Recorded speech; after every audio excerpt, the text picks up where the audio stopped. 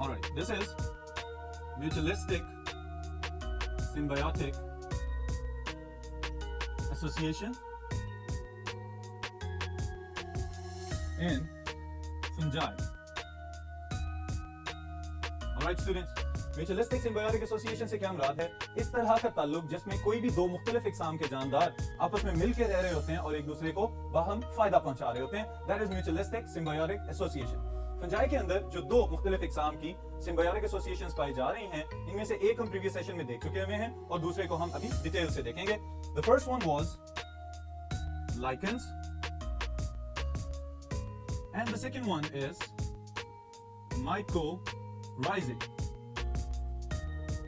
Alright, अब lichens में हमने ये देखा था कि this is the mutualistic association जिसमें एक heterotrophic partner है that is fungi और दूसरा photosynthetic autotrophic partner है that is algae.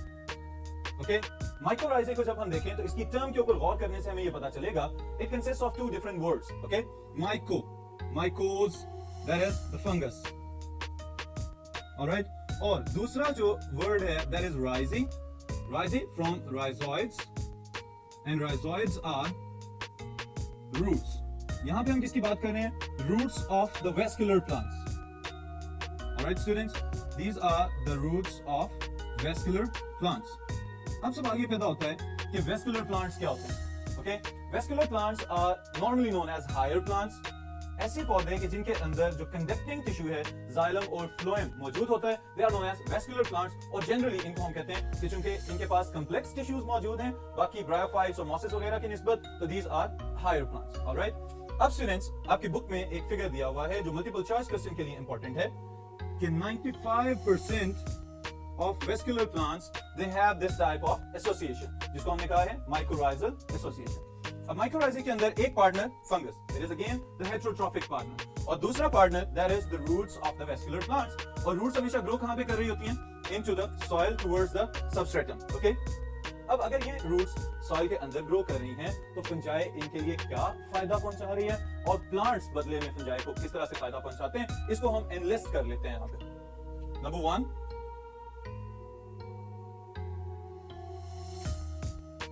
fungi and mycorrhizae।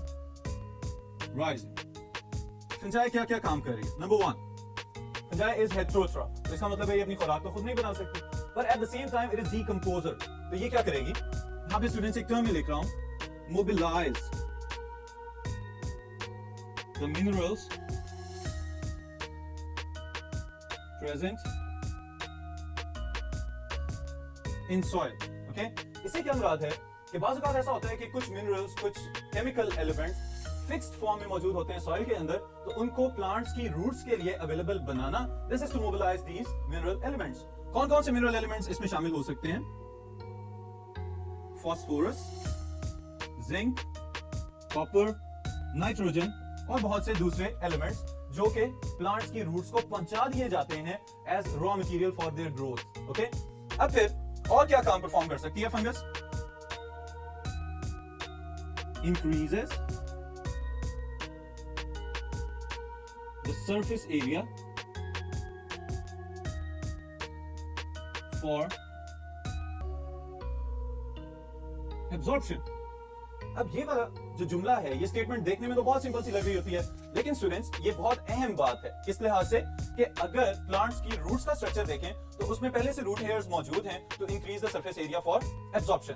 लेकिन एट द सेम टाइम अगर जो रूट हेयर्स हैं उनके साथ असिस्ट करने के लिए फंगल हाइफे भी मौजूद हों कि जो न्यूट्रिएंट्स को और मिनरल्स को और इर्द गिर्द के केमिकल्स और वाटर को एब्जॉर्ब करके प्लांट्स तक पहुंचा दें, तो प्लांट की अपनी ग्रोथ पहले से डबल हो सकती है। तो इस वजह से सरफेस एरिया फॉर एब्जॉर्प्शन बढ़ जाए तो उसका अल्टीमेट फायदा किसको है? प्लांट्स को। और अगर प्लांट्स को फायदा पहुंच रहा है तो the plants are the producers of the ecosystem, तो उससे अल्टीमेटली हमें भी बेनिफिट मिल सकता है।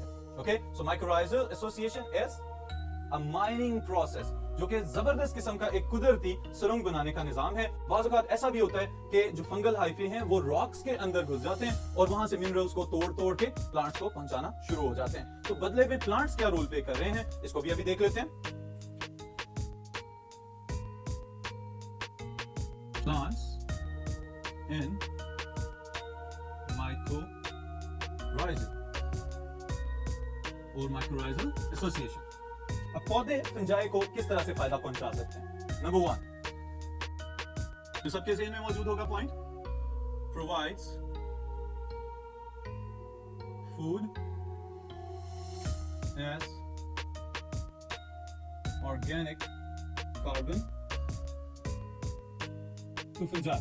ओके, ऑर्गेनिक कार्बन से क्या मुराद है? शुगर्स की फॉर्म में कार्बन को फिक्स किया जाता है और फिर बनी बनाई तैयार शुदा खुराक फंजाई को दे दी जाती है। लेकिन दूसरा पॉइंट जो स्टूडेंट्स यहां पे मैं लिखने लगा हूं, ये आपके लिए एक एक्स्ट्रा इंफॉर्मेशन है लेकिन बहुत इंपॉर्टेंट है। Provides protection to fungi. किससे प्रोटेक्ट कर रहे हैं? From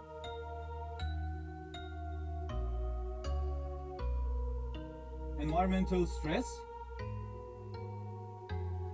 drought, and soil contamination। Alright, अब देखें ये बहुत अहम 3 पॉइंट्स मैंने यहाँ पे समराइज कर दिए हैं with in the point number 2। सबसे पहली चीज है एनवायरमेंटल स्ट्रेसेस, जो माहौलियाती तब्दीलियां आती हैं उसकी वजह से ऐसा भी पॉसिबल है जैसे कि सर्दी, बहुत ज्यादा गर्मी या कोई और इस तरह का केमिकल एफ्लुएंट्स वगैरह आ जाए सॉइल के अंदर, या बिल्कुल ही खुश्क साली हो जाए, पानी ही ना रहे उस सॉइल के अंदर। तो इन तमाम सूरतों में रूट्स का काम यह है कि अपने म्यूचुअल बेनिफिशियरी जो कि फंगस है यहाँ पे जो उसको फायदा पहुंचा रहा है उसकी हिफाजत करें, ताकि जैसे ही फेवरेबल कंडीशंस आएंगी तो प्लांट दोबारा से उससे फायदा हासिल करने के लिए तैयार हो। ऑलराइट स्टूडेंट्स, तो ये एक इंपॉर्टेंट पॉइंट हमने यहाँ पे मजीद ऐड कर लिया। Okay, then there are 2 different types of माइक्रोराइज़े।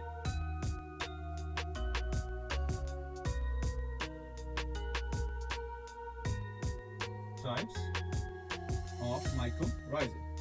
Okay, आप लोगों के लिए एग्जाम्स और क्विजेस के पॉइंट ऑफ व्यू से this is very important short question. What is the difference between endomycorrhizae and ectomycorrhizae? Okay, इनके नाम लिखते हैं और फिर इनको मैं डिफाइन करता हूं आपके लिए ताकि इसको आप अच्छी तरह से समझ सकें। Number 1, endomycorrhizae. Okay, and number 2, ectomycorrhizae। जी स्टूडेंट, अब माइक्रोराइज़े की मीनिंग्स तो मैं आपको बता चुका हूं, लेकिन यहां पे 2 मजीद अल्फाज का इजाफा कर दिया गया है, एक एंडो, ऑलराइट, और दूसरा एक्टो। अब माइक्रोराइज़ल एसोसिएशन तो वहीं की वहीं रहेगी, लेकिन एंडो और एक्टो माइक्रोराइज़े में क्या डिफरेंस है उसके लिए स्टूडेंट्स इन फिगर्स की मदद से हम यहाँ पे देखते हैं। अब देखें, जो एंडोमाइकोराइज़ल एसोसिएशन है, in this type of association the hyphae they start to grow around the roots. Roots के इर्द गिर्द फैलना शुरू होते हैं और फिर क्या होता है कि सेल्स के अंदर तक धंस जाते हैं, सेल वॉल्स को पेनिट्रेट करते हैं, उनके अंदर घुस जाते हैं और साइटोप्लाज्म तक इनकी पहुंच हो जाती है।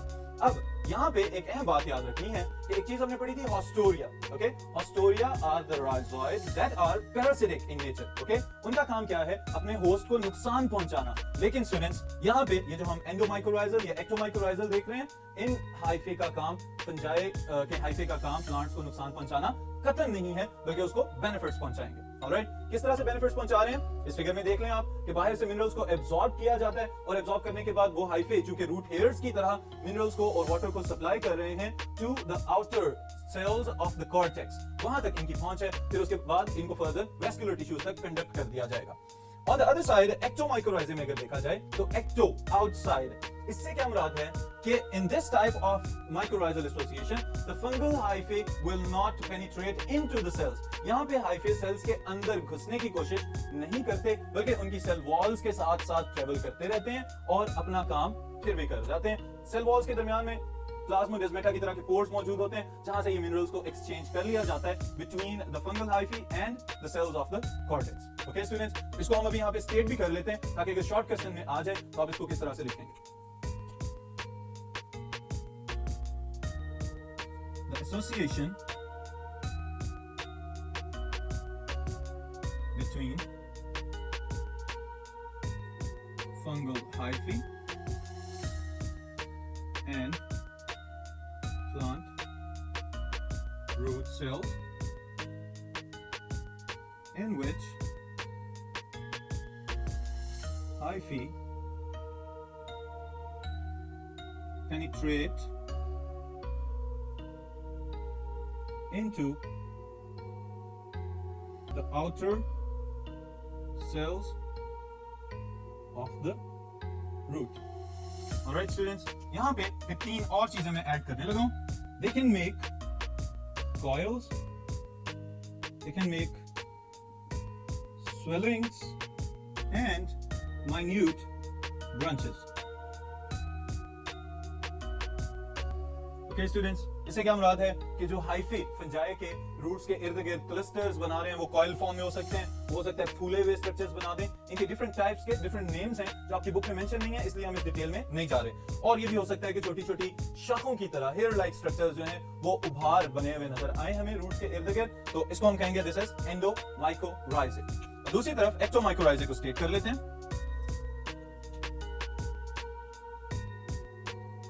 The association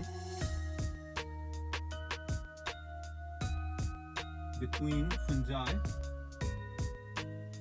and root of the plant in which the hyphae surround the cells of outer layers of root. Okay students, this type of association could be found in pines and firs etc. अब देखें, इन दोनों definitions के अंदर मैंने 2 words specially capital लिखे हुए हैं. Okay, यहाँ पे मैंने लिखा था पेनिट्रेट, ओके, और दूसरी तरफ आपको नजर आ रहा है सराउंड. अब देखें, इन दोनों अल्फाज की वजह से ही हमने इन दोनों माइक्रोराइजल एसोसिएशंस को डिफरेंशिएट किया हुआ है. पहले वाला एंडो जहां पे हाइफे पेनिट्रेट कर चुके हैं, धंस चुके हैं. दूसरा एक्टो जिसमें पेनिट्रेशन नहीं हो रही बल्कि hyphae they will remain outside the cell walls. Okay students, so ये एक शॉर्ट क्वेश्चन है आपके लिए, बहुत इंपॉर्टेंट शॉर्ट क्वेश्चन है, इसलिए इसकी स्टेटमेंट को याद रखिएगा. इसके बाद स्टूडेंट्स एक और टॉपिक मैं इसके साथ ऐड कर रहा हूं, that is the land adaptations of fungi. Okay, तो इसको देखते हैं अभी. Next, land adaptations of fungi.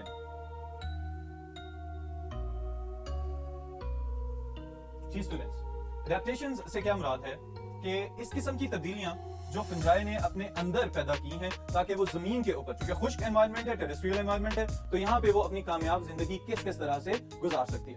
इसके लिए कुछ प्रॉपर्टीज इन्होंने अपने अंदर डेवलप की हुई हैं, इनको हम 1 by 1 अभी समझ लेते हैं. Okay, number 1 is fungi live in moist habitats. Okay, fungi जो है हमेशा नमी वाली जगह पे ग्रो करते हुए हमें नजर आएंगे, specially if the moisture is combined with the warmth. थोड़ा सा वार्म टेम्परेचर होगा और उसके साथ मॉइस्चर होगा तो the fungi they will show enormous growth. Okay students, this was number 1. फिर उसके बाद हम ये कह सकते हैं कि the fungi can grow wherever the organic matter is present, क्योंकि हमने ये कहा हुआ है कि फंजाई आर डीकंपोजर्स. अगर फंजाई डीकंपोजर्स हैं तो इट मींस व्हाट, जहां कहीं भी कोई ऑर्गेनिक मैटर मौजूद है जिसको डीकंपोज या डिके करना है, उसको तोड़ फोड़ के मजीद छोटे मॉलिक्यूल्स में कन्वर्ट करना है, तो वहां पे फंजाई और बैक्टीरिया जरूर मौजूद होंगे. Number 3 is the significant structural component of fungi and that is chitin. Okay, अब chitin क्या कर रही है यहाँ पे? It is present as the outermost layer of the fungal cells, cell wall के तौर पे मौजूद है. And chitin itself is a resistant structure जो कि fungi को बजाते खुद decay से resistance provide कर रही है. इसके साथ स्टूडेंट्स एक बड़ी अहम बात, हम कहते हैं कि फंजाई और बैक्टीरिया दोनों डीकंपोजर्स हैं. क्या बैक्टीरिया अच्छे डीकंपोजर्स हैं या फंजाई बेहतर डीकंपोजर्स हैं? तो फंजाई आर बेटर, क्योंकि ये लिग्निन और सेलुलोज वगैरह को भी डाइजेस्ट कर सकते हैं, लेकिन बहुत सारे डीकंपोजर बैक्टीरिया ये काम नहीं करते. ओके, देन नंबर 4 इसमें अगर हम ऐड करना चाहें तो हम ये कहते हैं कि the fungi they show extensive fast spreading growth of their hyphae. इनके हाइफे बड़ी तेजी से ग्रो करते हैं. आप अगर खुद से इसको एक्सपेरिमेंट करके देखना चाहें तो एक स्लाइस ले लें ब्रेड का, एक छोटा सा टुकड़ा, और उसके ऊपर थोड़ा सा मॉइस्चर, पानी के कतरे कुछ गिरा दें, या अगर शॉवर वगैरह मौजूद है तो स्प्रे कर दें, और उसको किसी जगह पे ऐसी जगह पे रखें जहां मॉइस्चर भी मौजूद है और थोड़ा बहुत टेम्परेचर भी रूम टेम्परेचर से हाई है। तो स्टूडेंट्स आपको चंद ही घंटों के बाद उसके ऊपर फंगस फफूंदी ग्रो करती हुई नजर आना शुरू हो जाएगी, जो कि इस बात की पहचान है कि फंगस को जहां भी डिकेइंग ऑर्गेनिक मैटर नजर आएगा या खुराक मिलेगी वहां इसके हाइफे बहुत तेजी से ग्रो कर जाते हैं। और इस तेज ग्रोथ की एक और वजह है that is the cytoplasmic streaming with in the hyphae, क्योंकि सेल्स के जो सेल वॉल्स हैं, पार्टीशंस हैं, उनके अंदर सुराख होते हैं छोटे छोटे, तो वहां से ये साइटोप्लाज्म खुद ब खुद आगे पीछे मूव करता रहता है to equally distribute the nutrients. Okay, फिर उसके बाद अगला पॉइंट अगर हम देखें तो इसमें हम ये बात शामिल कर सकते हैं कि the fungi how they pass और surpass the drastic conditions of the environment. अगर ऐसा हो कि माहौल में बहुत सारी ऐसी तब्दीलियां आना शुरू हो जाएं कि जो फंजाई की ग्रोथ के लिए फेवरेबल नहीं है, तो उस सूरत में फंजाई क्या करते हैं, या तो अपनी रेस्टिंग स्टेज में चले जाते हैं, सो जाते हैं बहुत ज्यादा अरसे के लिए, स्पेशली उसको डॉर्मेंसी कहा जाता है, या फिर ऐसा होता है कि रेजिस्टेंट स्पोर्स बना लेते हैं और ये जो स्पोर्स हैं ये फर्दर किसी भी किस्म की एक्सटर्नल एक्सट्रीम कंडीशंस में आराम से गुजारा कर सकते हैं। जैसी फेवरेबल कंडीशंस दोबारा आएंगी, साथ ही ये फंजाई के जो स्पोर्स हैं या जो भी फंगल स्पीशीज हैं ये दोबारा से अपनी ग्रोथ को कंटिन्यू कर लेगी। ऑलराइट स्टूडेंट्स, फिर इसके बाद अगर हम नेक्स्ट पॉइंट देखें तो that is again about the reproductive structures. Fungi non flagellated sales बना चुकी है, इसके पास कुछ इस तरह के रिप्रोडक्टिव सेल्स मौजूद हैं जिनको अपने डिस्पर्सल के लिए, अपने फैलाव के लिए पानी के ऊपर डिपेंडेंट नहीं होना पड़ता। बहुत सारे ऐसे स्पोर्स हैं कि जो हवा के जरिए डिस्पर्स कर दिए जाते हैं। यही वजह है कि थोड़ी सी हवा चले, विंड, तो उसके साथ बहुत सारे फंगल स्पोर्स बहुत लंबा फासला तय कर सकते हैं। तो इस लिहाज से now they are no more dependent on water for their dispersal और reproduction. Okay, then next point अगर हम देखें स्टूडेंट्स तो दैट इज रियली इंपॉर्टेंट। इस लिहाज से अहम है कि fungi can tolerate a wide range of pH. अब देखें, हम कहते हैं कि कुछ ऐसे लिविंग ऑर्गेनिजम्स हैं जो एसिडिक एनवायरनमेंट में जिंदा नहीं रह सकते, कुछ ऐसे लिविंग ऑर्गेनिजम्स हैं जो बिल्कुल एल्कलाइन एनवायरनमेंट में जिंदा नहीं रह सकते। तो इन दोनों सूरतों में फंजाई हमारे पास एक चैलेंजिंग ऑर्गेनिज्म के तौर पे मौजूद है कि कुछ ऐसी फंजाई भी हमारे माहौल में पाई जाती हैं कि जो इंतहाई एसिडिक एनवायरनमेंट में यानी एट द पीएच ऑफ 2 और दूसरी तरफ एल्कलाइन एनवायरनमेंट में एट द पीएच ऑफ 9 इस वाइड रेंज तक एग्जिस्ट करते हुए नजर आए हैं। ऑलराइट, फिर इसी तरह पीएच के साथ अगर कंपेयर किया जाए टेम्परेचर को, तो यहाँ पे स्टूडेंट्स एक और आपके लिए जनरल इंफॉर्मेशन की बात है कि कभी आप अपने फ्रिज में पड़े हुए वेजिटेबल्स, सब्जियां और फल वगैरह इनको देखें जो ज्यादा अरसे के लिए वहां पे पड़े रहते हैं, तो क्या होता है कि उनके ऊपर या तो ग्रीन सी स्कम एक लेयर आ चुकी होती है या फिर ऐसा होता है कि उसमें से बैड स्मेल पैदा हो चुकी होती है। तो असल में ऐसी फंजाई हैं जो उस खुराक को भी डिकम्पोज करने के लिए पहुंच चुकी हैं जो आपने फ्रिज में या रेफ्रिजरेटर में संभाल के रखी हुई थी ताकि आप इसको कुछ अरसे के बाद इस्तेमाल करें। अब ये वो फंजाई हैं जो -5 डिग्री सेल्सियस पे यानी बिलो द फ्रीजिंग पॉइंट, और कुछ ऐसी टाइप्स भी जो 50 डिग्री सेल्सियस पे mid of the boiling point पे भी ग्रो कर सकते हैं। ऑलराइट स्टूडेंट्स, तो इस वजह से ये जो हमारी फ्रिज में पड़ी हुई खुराक खराब हो जाती है, इसका मतलब ये है कि यहाँ पे वो फंगस अटैक कर रही है which can survive below the freezing point, जहां पे बहुत सारे बैक्टीरिया भी ग्रो नहीं करते। ओके, देन नेक्स्ट पॉइंट को देखें तो हमें पता चलता है कि बहुत सारी फंजाई ऐसी हैं कि जो इंतहाई हाइपरऑस्मोटिक कंडीशंस में, जब बाहर वाले एनवायरनमेंट में बहुत ज्यादा सोल्यूट्स मौजूद हैं जैसे कि कंसंट्रेटेड सॉल्ट या शुगर सॉल्यूशंस हैं या जैम्स और जेलीज हैं, वहां पे भी ये फंगस ग्रो कर जाती है। स्पेशली हमारे घरों के अंदर एक सेल्फ मेड रेसिपी होती है पिकल्स, अचार बनाने की, वहां पे स्टूडेंट्स बहुत सारे स्पाइसेस भी मौजूद हैं और ऑयल्स भी मौजूद हैं। ओके, अब ये जितने भी स्पाइसेस और ऑयल्स वगैरह मौजूद हैं, बाज़ औक़ात इनके ऊपर भी अगर मॉइस्चर आ जाए, नमी आ जाए, तो उसके ऊपर भी व्हाइट कलर की या ग्रीनिश कलर की एक लेयर ग्रो करती हुई नजर आती है। That is also the fungus. Okay, तो उस सूरत में भी आपकी खाने वाली चीजें खराब हो चुकी होती हैं। देन स्टूडेंट्स, उसके बाद अगर हम देखें तो ये जो फंगल हाइफी हैं, they store their food in the form of glycogen and lipid droplets. Alright, अपनी खुराक को जखीरा अगर करना हो तो glycogen the stored form of glucose in animals normally, तो ये एक सिमिलैरिटी भी बनती है फंजाई और एनिमल सेल्स की। फिर दूसरी तरफ क्या है, ऑयल ड्रॉपलेट जो कि एनर्जी रिच कंपाउंड्स हैं, लिपिड्स, उनको फंजाई अपने लिए स्टोर कर लेती है कि जब कभी भी अनफेवरेबल कंडीशंस का सामना होगा तो the fungi it will utilize that food and at the end it will survive for longer durations. Okay students, so this was the review of all of the adaptations of fungi on the land, जिस वजह से ये fungi इस काबिल हो सकी है कि जमीन के ऊपर एक सक्सेसफुल लिविंग ऑर्गेनिज्म की तरह रह सके। ऑलराइट स्टूडेंट्स, तो यहीं पे इसको खत्म करते हैं, फिर इंशाल्लाह ताला नेक्स्ट